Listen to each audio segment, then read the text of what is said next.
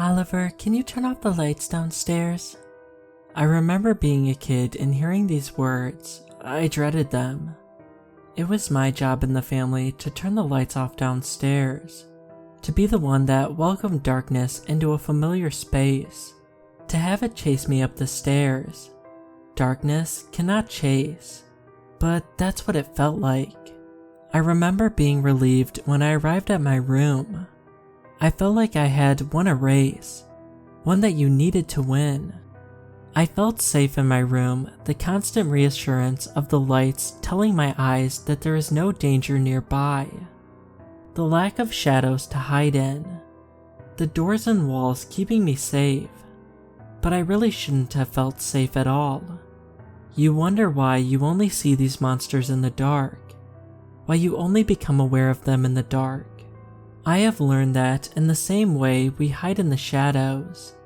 The light is their shadow to hide in, to wait, and one day, it stopped waiting. I grew up in a 2-story house with my sister and my parents. Your typical American family home. There was nothing particularly special with the house or the area. We were a niche neighborhood, and we knew everyone in it.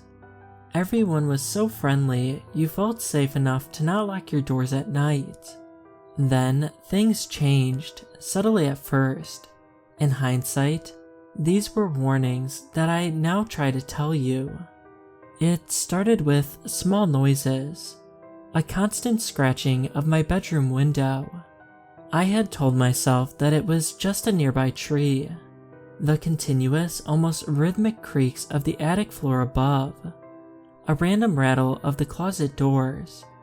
These noises felt far away, and never really interfered with normal life. It continued for about 3 months before it started to become more than just noise. First, leaky faucets. The house now had a permanent stench of offness. Then, doors started opening on their own, even locked ones. A blanket of sorrow seemed to engulf what once was my happy family, and for no apparent reason either. The sounds had also gotten closer. At this point, the creaks now originated from right beside my bed. The scratching on the window got louder, and one day, I noticed visible scratch marks. They had come from the inside. My parents were not superstitious. They believed that everything had a logical and rational explanation. When I told them about all of this, they had disregarded it as my imagination. Oliver, can you please turn off the lights downstairs? This was the night that it stopped waiting, and I remember it vividly. That night, I headed towards the lights and braced myself to sprint before I flicked the switch. Ready, set, flick. I dashed up the stairs straight to my room with the familiar relieved feeling of having won the race again. I settled in to relax on my bed, to read a comic or two before falling asleep. Ollie, please, can you turn off the lights downstairs? You'll rack up a bill. Mom, I just turned them off. Sophie probably went downstairs or something. Ollie, Sophie's in our room. I know you're scared of the dark, but please don't lie to me. Now do your job, please. I reluctantly opened the door to my safe haven and headed toward the light switch downstairs again. I figured it was just an electricity issue. Ready, set, flick. I dashed up the stairs, but before I could close the door to my room, I heard a familiar flick downstairs. The lights were on again, but so was the kitchen faucet. Dad, there's someone downstairs. I usually called for my dad whenever I was afraid. He always showed me that there was nothing to be afraid of. I remember him coming out of his room a bit annoyed, as I had interrupted his work, but he had put on a comfort face once he realized I was scared to death. It's okay, Ollie. Look, no one's downstairs. I'll check it for you. I watched him go downstairs, then out of sight as he went to investigate. I waited for what seemed like forever, just staring at the stairs, waiting for my dad to say that everything was alright.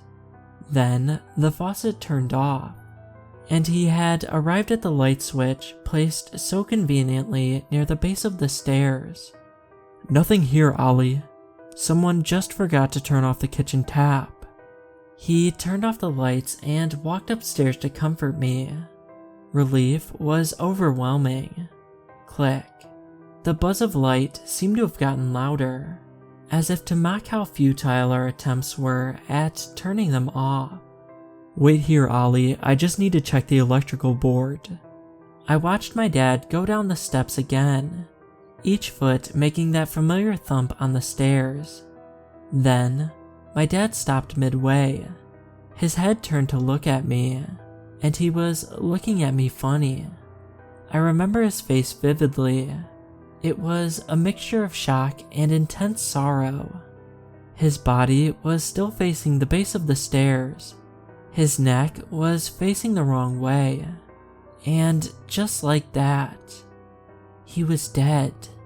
The following thumps of his body falling are still sketched in my mind. "Ollie, is everything alright?" My mother was once a bright and bubbly person. The moment she stepped out and saw my dad is when the light in her extinguished. Her screams were cut short by the lights downstairs. They had switched back off. This revealed the darkness that had done this to Dad. It was just vaguely humanoid, only a silhouette, and walking up the stairs. Their walk was almost in an awkward slow motion, as if it knew it'd get me eventually. And I somehow knew there was no escaping it. My mother had other plans. She snatched me into her room, hid Sophie and I in the bathtub, and called the police. My father's cause of death was officially labeled as a stairway accident. It was the most obvious answer. After all, 12,000 people die of stairway accidents a year. This was all 31 years ago, and I am now 45. My mother and my sister, they were both killed in a similar fashion. My mother's was a bathtub slip. My sister's was a bed fall. But I knew better. I have survived this long because I learned that these creatures cannot hurt you in the dark.